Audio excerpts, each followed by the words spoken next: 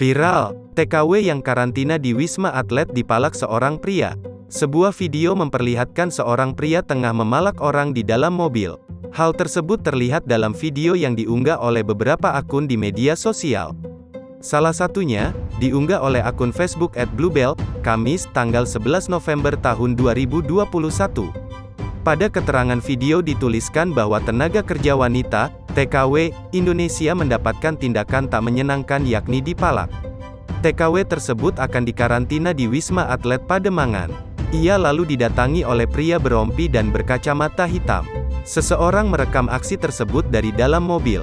Si pria tersebut meminta sejumlah uang, sehingga diberi Rp50.000 namun dianggap masih kurang. Hingga datang lagi beberapa pria lainnya. Meski keberatan, akhirnya TKW tersebut memberikan uang kepada pria tersebut melalui sopir.